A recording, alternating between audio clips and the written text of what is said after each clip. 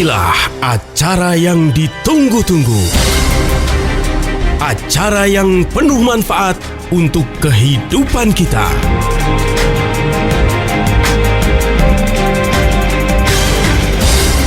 Kiat Sehat, awet muda tanpa obat. Hai, apa kabar Indonesia? Semoga dalam keadaan sehat ya. Sama halnya saya pun juga alhamdulillah sehat banget. Kalau nggak sehat nggak mungkin hadir lagi dong ya di sini. Selama 1 jam ke depan, Sasa Harun akan menemani Anda di Talkshow Sehat bersama Ziman.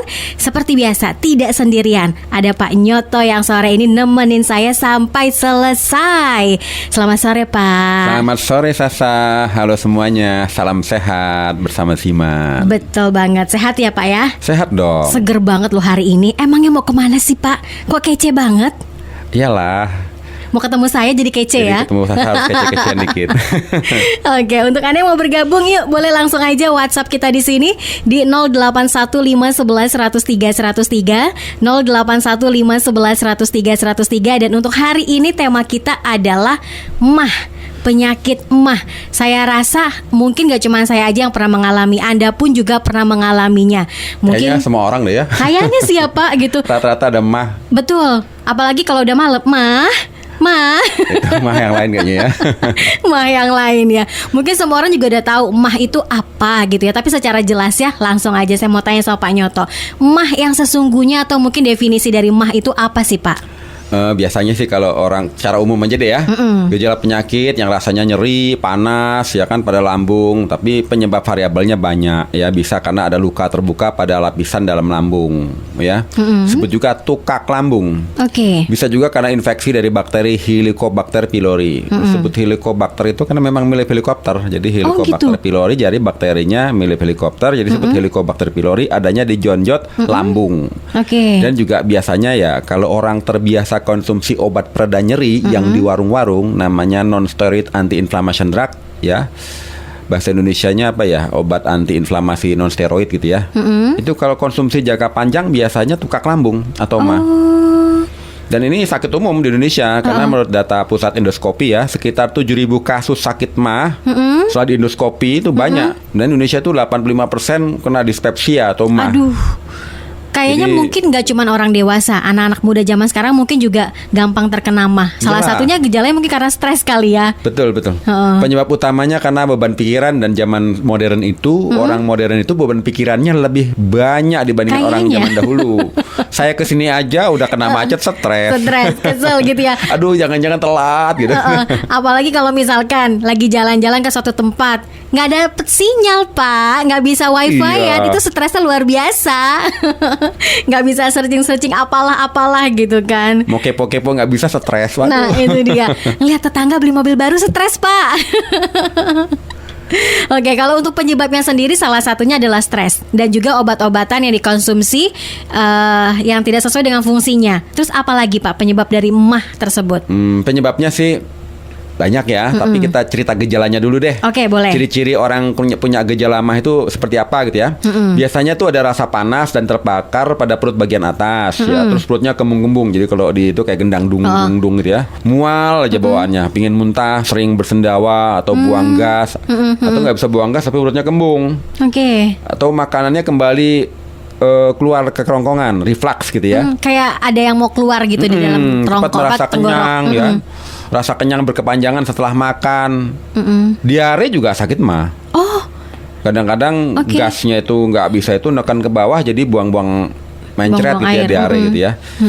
Nah, bukan karena bakteri, tapi karena asam lambungnya berlebih, akibatnya dia mencret. jadi salah satu penyebab diare itu bukan hanya karena bakteri yang ada dalam usus kita, tapi karena mah juga. Iya, tapi Oke. paling sering itu mah itu ya samanya disebut gastritis ya, kembung-kembung, perutnya bergas gitu kan, terus bersendawa ya, terus mual, sakit kepala tuh paling sering. Rata-rata mereka migrain. Jadi kalau udah migrain, wah mah saya kumat nih kan gitu ya. Tapi pemicunya juga bisa dari makanan. Saya sendiri pribadi pernah makan di rumah teman, belum makan apa-apa ya. makan pagi belum, dihidangkannya itu makan ketan. Setelah itu minum kopinya. Oke. Kopi Lengkap habis tuh. itu buahnya dikasihnya nangka. Aduh. Jadi sudah. Langsung hanya timbul ya.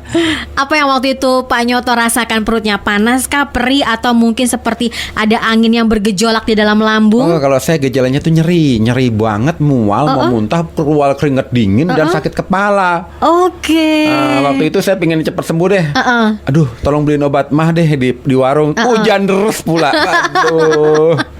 Cuma karena kita tahu titik-titik untuk meredakannya nyeri, baik titik yang ada di spinal maupun di tangan maupun di apa, kita pakai itu dulu deh, karena mau cari P3K berupa obat nggak ada waktu lagi hujan-hujan itu. Kurang lebih seperti itu. Jadi penyakit umum, tapi jangan sampai menjadi akut lalu menjadi kronis, itu yang berbahaya karena kita tidak tahu pemicunya, tidak tahu gejalanya, dan akibatnya kita khawatir tambah stres. Itu yang jadi masalah. Seperti itu. Oke, tadi penyebabnya sudah disampaikan secara gamblang gitu ya sama Pak Nyoto. Dan kira-kira makanan apa saja yang bisa menjadi pemicu kita terkena MAH, atau mungkin ada makanan-makanan khusus untuk menderita MAH? Nanti akan dilanjut lagi ya. Untuk Anda yang mau gabung boleh banget loh ya, barengan Sasa dan juga Pak Nyoto di WhatsApp kita 081511103103. Sebutkan nama Anda, alamat Anda, usia Anda berapa, mungkin juga bisa riwayat kesehatan Anda bagaimana.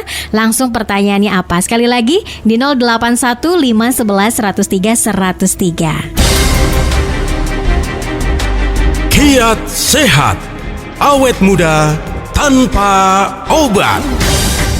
Terima kasih untuk Anda yang terus bergabung nih barengan Sasa Harun dan juga Pak Nyoto di Talkshow spesial bersama Ziman selama 1 jam ini. Dan pembahasan kita adalah MAH. Sakit MAH ini dapat disebabkan kebiasaan makan yang terlalu banyak dan cepat, atau terlalu banyak mengkonsumsi makanan pedas dan juga berlemak. Dan bisa juga dipicu dengan adanya stres yang berlebihan, juga bisa bikin MAH gitu, yang tadinya biasa-biasa aja karena terlalu stres ya, mikirin sesuatu yang nggak bisa kita jangkau. Misalkan nih teman udah beli gadget baru nih kita gadgetnya masih lama, kepikiran sampai-sampai asam lambungnya juga meningkat. Bisa kayak gitu ya Pak ya? Oh bisa. Secara psikologis juga mempengaruhi iya, ya. Karena Ya ampun. beberapa faktor sih penyebabnya itu. Bisa karena faktor gaya hidup yang tidak sehat. Contohnya gini ya, merokok kebanyakan itu memicu asam lambung naik loh.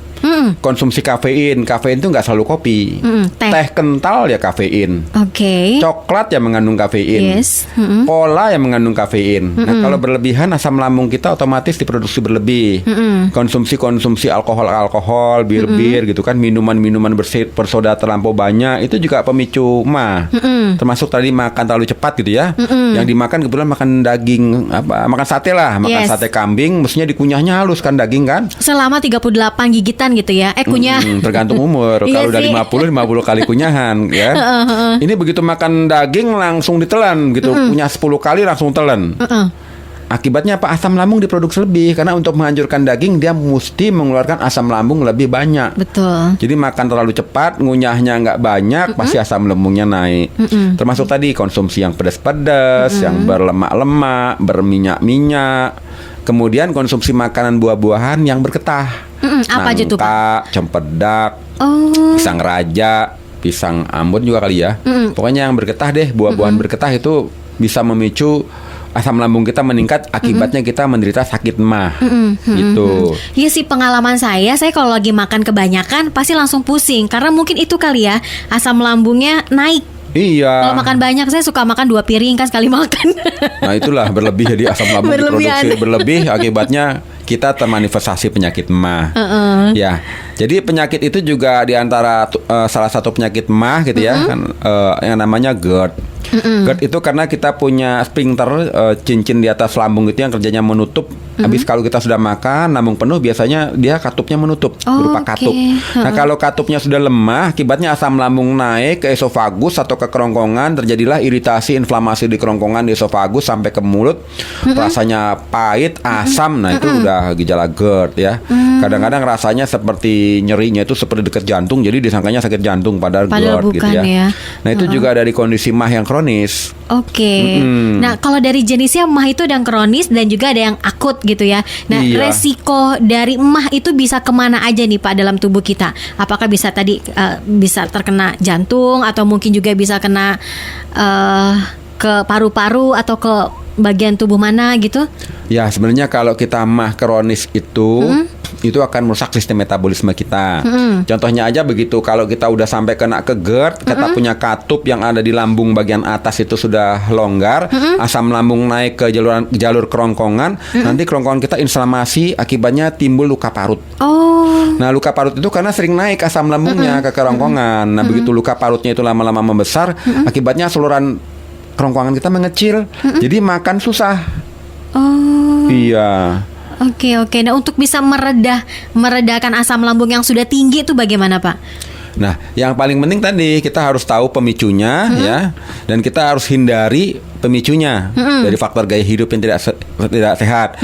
Kita hindari jangan terlalu banyak merokok, terlalu banyak konsumsi kafein, alkohol, minuman bersoda, makanan kita jangan kunyahnya sebentar langsung telan ya. Jangan konsumsi makanan banyak-banyak. Kemudian jangan konsumsi yang pedas. Jadi kalau kita biasanya ke kafe kan biasanya banyak tuh jual-jual ayam kayak jual apa. Mau tingkat berapa? 1 2 3 4 pamer sama temennya. Tingkat 5 gitu. Waduh. Langsung banyak kumat. Ya kan, konsumsi yang berlemak berminyak gitu kan. Nah, itu bisa mencetuskan penyakit mah kita kumat. Nah, kalau kita gaya hidup nggak berubah terus-menerus, lama-lama mahnya kronis karena tukak lambungnya makin besar. Nah, kalau tukak lambungnya makin besar, itulah yang berbahaya, menimbulkan penyakit mah kita makin kronis seperti itu. Selain itu juga bisa akibat ada orang yang punya batu empedu, bisa pemicu mah ya. Kemudian ada yang punya masalah di radang pankreas, pemicu mah, kan seperti itu. Dan konsumsi obat-obatan jangka panjang itu juga pencetus mah sebenarnya. Apalagi pereda nyeri ya, baik itu sifatnya seperti ibuprofen, seperti aspirin, atau diklofenak, atau asam mefenamat dan sebagainya, atau paracetamol dan sebagainya, itu kalau konsumsi jangka panjang membuat iritasi lambung, jadi tukak lambung, jadi sakit mah. Tapi kalau lagi puasa, entah kenapa itu malah lebih teratur kalau menurut saya, orang-orang yang katanya punya penyakit mah tapi ketika puasa malah lebih aman. Ya, itu memang pada saat kita sudah di bawah sadar kita tahu ya, kita akan melakukan puasa dan kita tahu bahwa perut kita harus istirahat. Kita punya sistem dalam tubuh kita yang akan memerintahkan walaupun tidak ada makanan tidak akan diproduksi asam lambung. Jadi kalau niat puasanya kuat, saat dia puasa, lambung kita tidak akan memproduksi asam hidroklorida atau asam lambung. Sehingga pada saat itulah kadang-kadang bisa terjadi proses penyembuhan.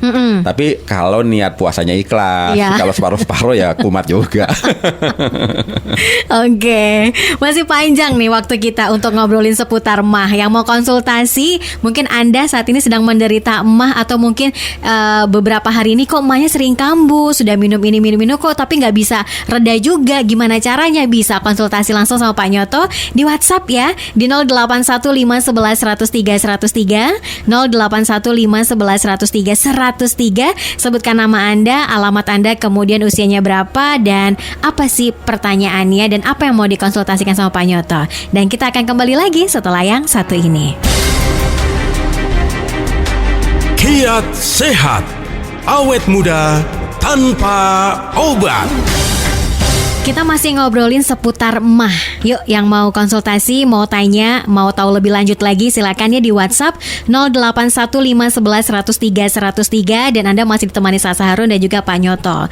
Penderita sakit mah yang telah berusia 55 tahun ke atas juga dianjurkan untuk segera memeriksakan diri ke dokter ya, kalau memang gejala itu munculnya amat sangat berlebihan. Jadi jangan sampai udah akut gitu ya Pak, udah kronis, iya, baru udah guling-gulingan kan baru konsultasi ke dokter.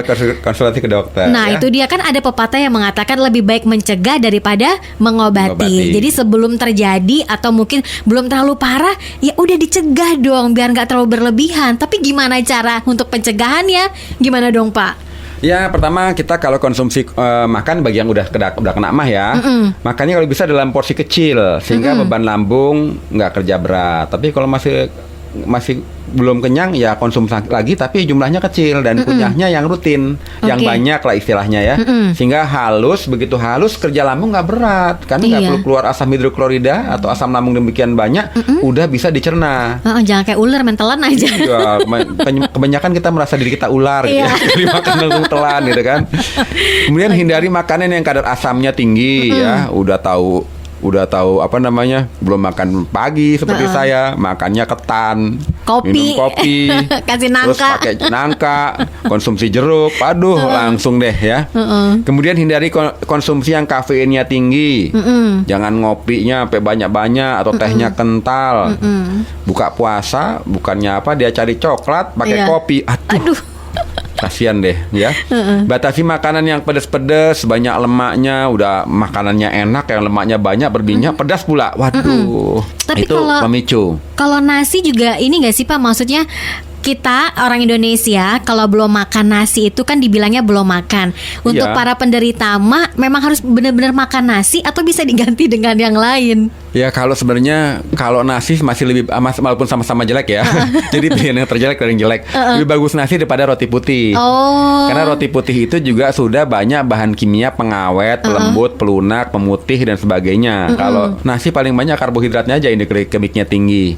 Jadi kalau kita sudah mau gejala asam lambung diproduksi lebih, ya kita konsumsi makanan deh walaupun cuma sekepal. Yes. Untuk menghindari mah kita tambah nyeri, tambah mual, tambah pengen muntah, tambah sakit kepala. Wah, udah ada gejala nih mas saya mau kumat, ya kita konsumsi makanan deh segera agar perut kita tuh ada yang diolah gitu ya. Kemudian jangan setelah makan jangan tidur-tiduran. Oh, Orang iya yang nih. sakit mah itu habis makan Tidur tidur-tiduran. kebiasaan. Akibatnya lambungnya kerja keras ini Iya. untuk mengolah makanan. Kemudian istirahatnya cukup. Orang yang kurang tidur kerjanya begadang juga bermasalah dengan sakit mah. Oh. Gitu. Dan yang paling sering itu juga banyak orang habis makan langsung lari, nggak boleh. Iya. Jadi kalau kita habis makan kenyang, istirahat dulu 1 jam baru olahraga, ya kan? Habis makan kenyang, habis itu push up 100 kali, lari 200 kilo, waduh sakit mah itu nanti, kasihan Gimana lambungnya perutnya ya sakitnya luar biasa tuh. Kemudian hindari stres. Nah biasanya mereka yang sakit mah kambuh itu biasanya kalau ujian. Iya. Pas hari mau ujian, wah banyak orang sakit Mumet. mah, ya kan? Karena stres, nggak belajar sebelumnya, tiba-tiba besok ujian, waduh mahnya kumat deh, ya. Jadi bagi mereka yang mudah stres, ya belajarlah meditasi itu, ya, kayak di film Kung Fu Panda itu kan. Oh iya, yoga. Yoga. Iya, yoga, meditasi. Meditasi, yoga untuk menurunkan tingkat stres sehingga asam lambung tidak diproduksi lebih. Ya, kemudian jangan kecanduan obat-obatan pereda nyeri deh.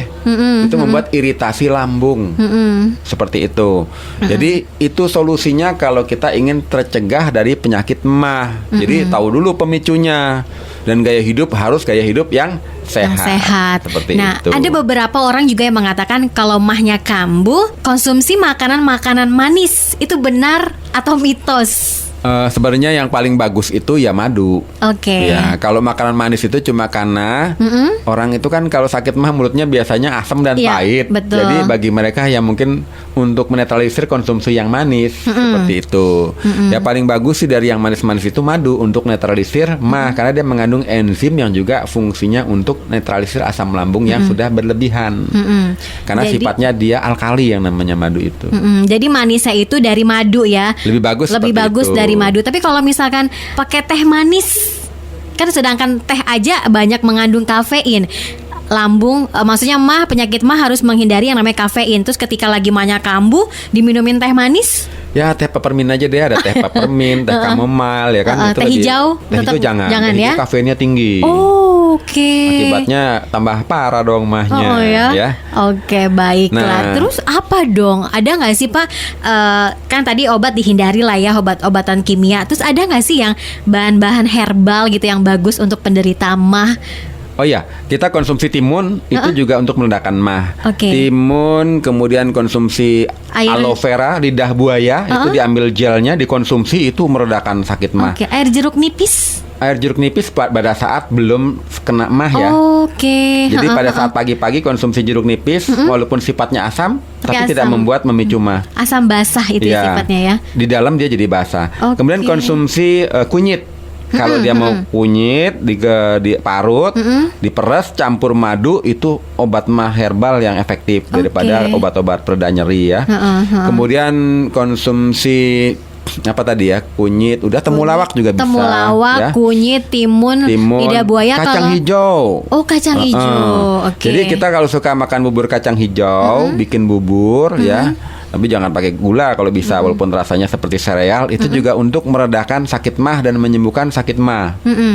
Ada lagi teripang juga bisa. Oke. Oke. Kalau labu itu Pak, labu yang kuning. Itu labu kuning, labu apa sih Pak namanya? Oh ya, itu juga bagus untuk mendinginkan lambung, untuk mencegah iritasi lambung. Itu juga salah satu herbal atau buah yang bagus untuk bagi penderita mah. Oke, buah naga. Buah naga juga bagus. Oke, banyak juga ya. Iya. Jadi banyak alternatif lain. Kalau misalkan Anda nggak suka labu, masih ada buah-buahan yang lain gitu ya. Betul. Oke, ada lagi nggak sih Pak? Ada. Oh ya, kalau makan durian jangan banyak-banyak deh kalau penderita mah. Pasti nanti kumat mahnya. Bukan kumat, mahnya lagi, darah tingginya juga kumat kalau iya. kebanyakan ya kan, kolesterol juga pusing Betul, nanti ya. betul. Dan kayaknya masih ada lagi nih, cuman Pak Nyoto masih belum ngomong nih, penasaran nih saya. Kayaknya nanti ya Pak, kasih tahu Oke, ya Pak. siap. Herbal apa lagi yang bisa meredakan penyakit mah, mencegah mah, dan bukan hanya untuk mencegah atau mengobati mah, tapi bisa membuat tubuh kita jadi sehat. Kira-kira apa? Sabar ya. WhatsApp-nya dulu dong di 081511103103, 081511103103.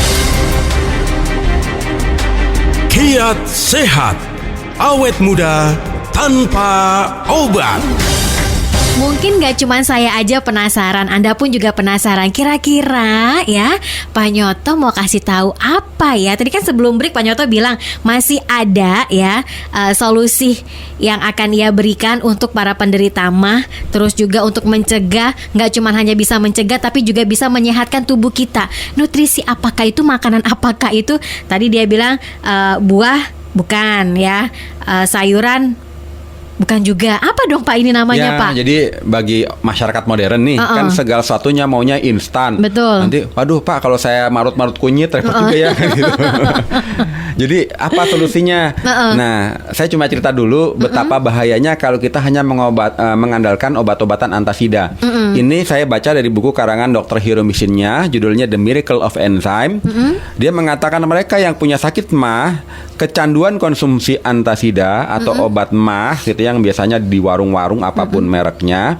Kalau konsumsi jangka panjang itu bisa memicu penyakit kanker lambung. Kok bisa?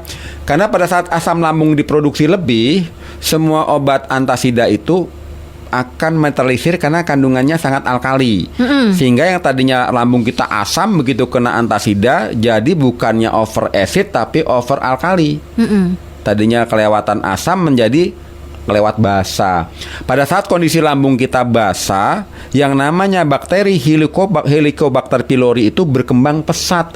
Dia akan melubangi dinding-dinding lambung kita, akibatnya kita kena kanker lambung atau kanker lambung. Itu dari buku karangan Dr. Hiro Mishinya The Miracle of Enzyme. Makanya bagi mereka yang sudah menderita sakit mah kronis, saran saya ya cobalah pakai herbal gitu ya. Nah, ada suatu herbal yang sangat efektif untuk orang yang punya masalah dengan penyakit mah, gastritis ataupun sakit GERD, yaitu Ziman. Ini produknya sangat menarik sekali. Karena cukup tetes di bawah lidah, 5 tetes pagi, siang, sore, malam. Kalau kita punya masalah kesehatan sudah kronis ya kalau bisa sehari 5 kali. Cuma kalau mengirit-ngirit ya boleh lah 4 kali. Yang penting dikonsumsi gitu kan. 4 tetes 4 kali gitu ya. Jadi kalau kita konsumsi rutin, karena dia mengandung berbagai macam herbal, di antaranya sangat efektif untuk meregenerasi sel. Karena kandungannya ada yang namanya prozeronin, bisa menjadi seronin. Seronin akan memperbaiki sel-sel yang sudah rusak. Akibatnya kalau dinding lambung kita itu sudah udah luka, itu bisa diperbaiki. Karena ini bukan obat, ini makanan. Jadi yang menyembuhkan adalah tubuh kita, dan makanan ini memberi kekuatan kepada tubuh kita untuk mampu menyembuhkan dirinya sendiri. Dan dia juga ada pereda nyerinya, scopoletin, dan dia punya zat-zat antioksidan, dan dia sifatnya adalah hidup karena diproses dari buah-buahan dan sayur-sayuran tanpa proses pemanasan ekstra dingin 2 kali. Jadi ini Ziman bagi Anda yang sudah punya masalah mah kronis, GERD kronis, gastritis gitu ya.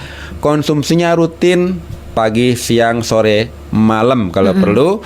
Kalau bisa protokolnya 3 bulan, karena untuk memperbaiki semua organ tubuh kita nggak bisa konsumsi 1 hari 2 hari selesai. Minimal sebulan, 2 bulan, 3 bulan kita bisa hidup sehat tanpa penyakit kronis. Seperti itu. Oke, kalau yang saya sudah coba ya kemarin kan Pak Nyoto ngasih nih saya nih 5 tetes gitu ya. Aromanya memang enak. Terus juga ketika ditetesin di bawah lidah bukan agak asam ya, agak sedikit rasanya saya susah menggambarkan nih Pak. Ya memang rasanya asam agak sekali. asam gitu. Tapi kalau untuk penderita mah itu dikonsumsinya sesudah makan atau sebelum makan? Soalnya kan agak sedikit asam ya, gitu. Kalau buat penderita mah saran saya konsumsinya setelah makan, jangan perut kosong. Ya, memang pada saat mereka konsumsi Ziman ada reaksi yang tidak nyaman dahulu pada saat proses healing krisis. Jadi kalau konsumsi Ziman, kalau dia sudah merasa minum kok tambah kembung-kembung, sering buang angin, terus tiba-tiba nafsu makan bertambah banyak, itu proses healing krisis atau proses penyembuhan. Karena ada proses perbaikan dari kondisi lambungnya yang tadinya sudah banyak tuka, banyak koreng, banyak luka, itu menjadi normal kembali. Tapi ada healing yang mesti kita lalui.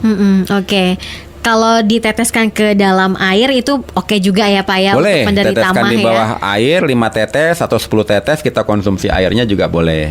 Dikonsumsinya sehari 4 kali, pagi, siang, sore, malam, 5 tetes di bawah lidah sesudah makan. Sesudah makan ya, harus digarisbawahi sesudah makan bagi penderita MAH.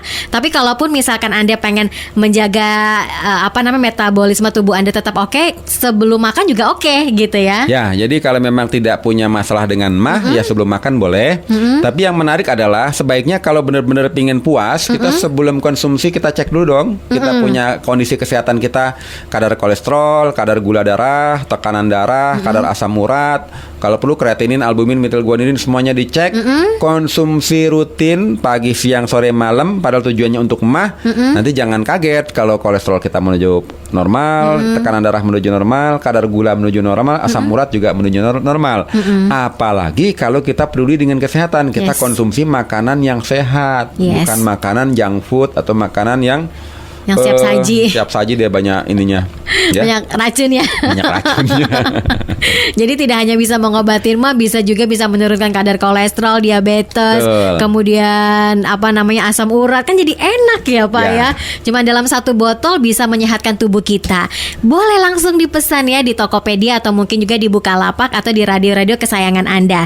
Dikonsumsinya sehari 4 kali, pagi, siang, sore, malam. Diteteskan di bawah lidah 5 tetes bagi untuk penderita MAH sesudah makan. Kalau yang tidak menderita MAH sebelum makan juga boleh gitu. Sekali lagi, dikonsumsinya sehari 4 kali, pagi, siang, sore, malam, 5 tetes di bawah lidah. Dan kita akan kembali lagi setelah yang satu ini.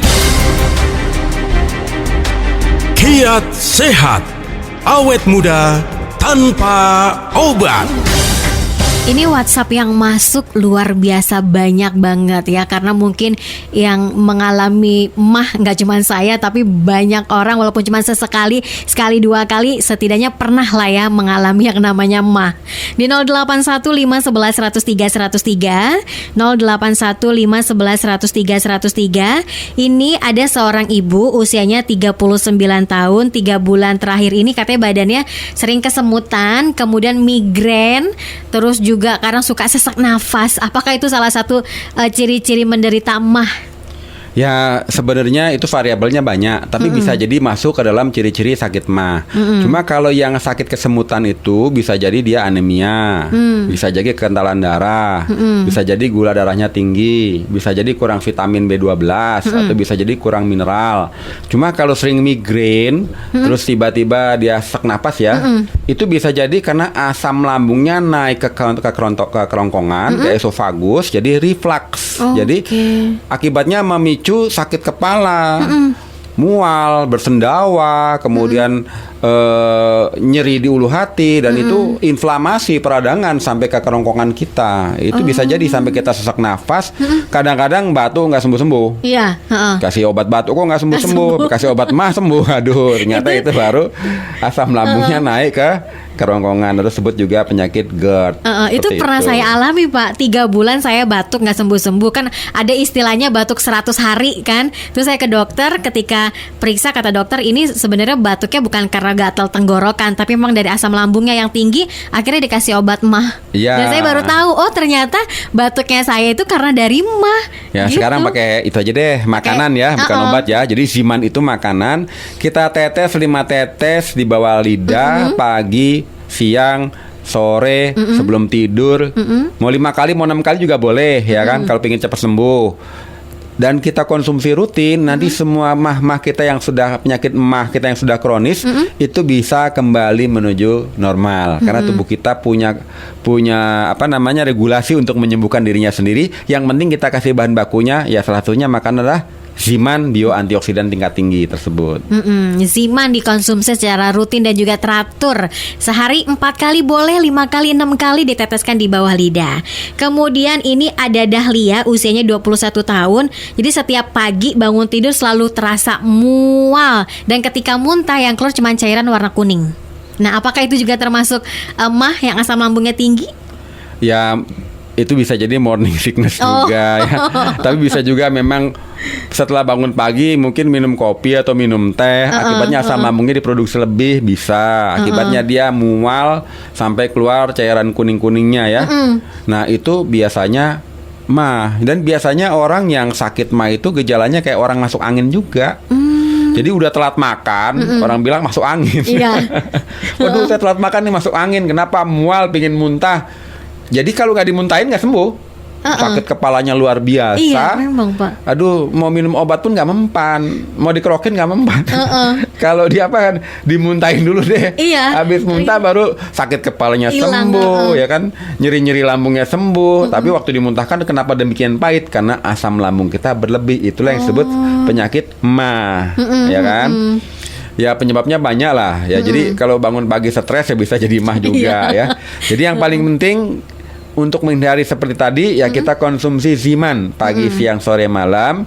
Dan kalau pagi-pagi yang biasanya konsumsi kopi ataupun teh yang kafeinnya tinggi ya kita hindari. Ya. Kalau saya lebih senang konsumsi bekatul tuh pagi-pagi. Iya. Saya pengen nyoba juga sih Pak bekatul Pak. Iya. Buat diet. Buat diet ya.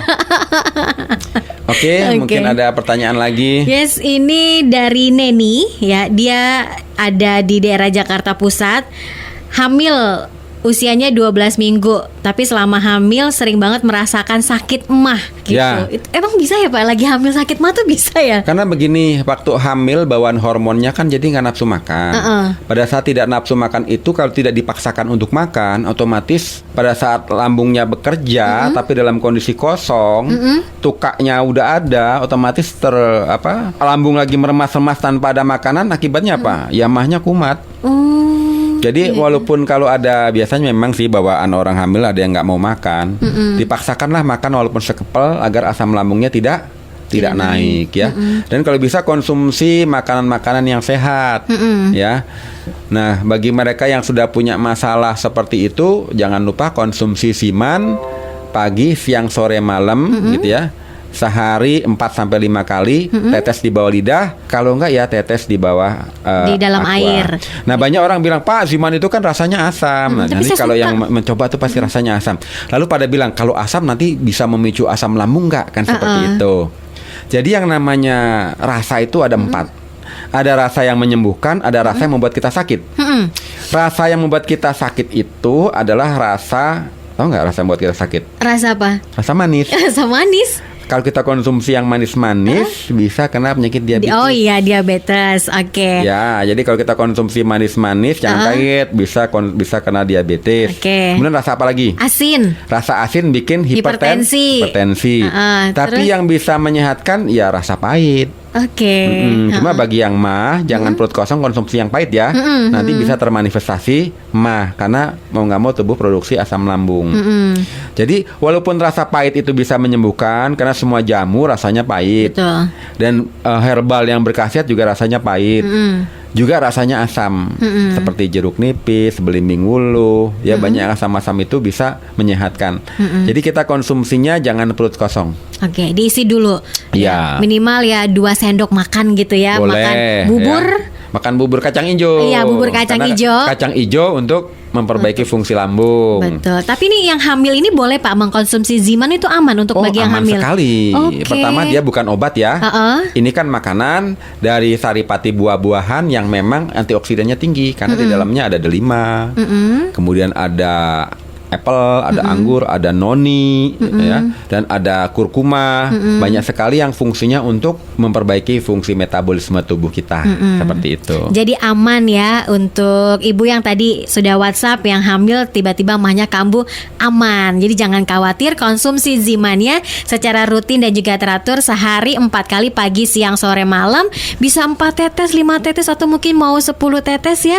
Atau bisa dicampurkan ke dalam air juga oke. Tapi yang paling penting untuk penderita mah adalah konsumsi makanan dulu, diisi dulu perutnya. Kacang hijau boleh, buah-buahan atau mungkin juga nasi 2 sendok gak apa-apa kali ya Pak kalau nasi ya, daripada roti putih kan malah bikin mahnya tambah asam lambungnya tambah naik. Yang penting ada isinya dulu gitu. Sekali lagi, Anda yang mau mendapatkan Ziman bisa di radio kesayangan Anda ini, bisa juga di toko online ya, di Bukalapak ataupun juga di Tokopedia. Pengennya sih lanjut gitu ya, 1 jam kayaknya nggak cukup nih ngomongin mah nih ya. Nanti selanjutnya kita masih bahas masalah lambung-lambung masih juga bahas deh. lambung ya. Minggu depan kita masih akan membahas tentang lambung karena banyak banget WhatsApp yang masuk. Terima kasih Pak Nyoto. Terima kasih Sasa dan semuanya. Salam sehat bersama Ziman. Oke, kita ketemu lagi minggu depan. Sas Harun pamit, Pak Nyoto pamit. Dah. Baru saja Anda dengarkan Kiat Sehat Awet Muda Tanpa Obat yang dipersembahkan oleh Ziman, enzim antioksidan aktif.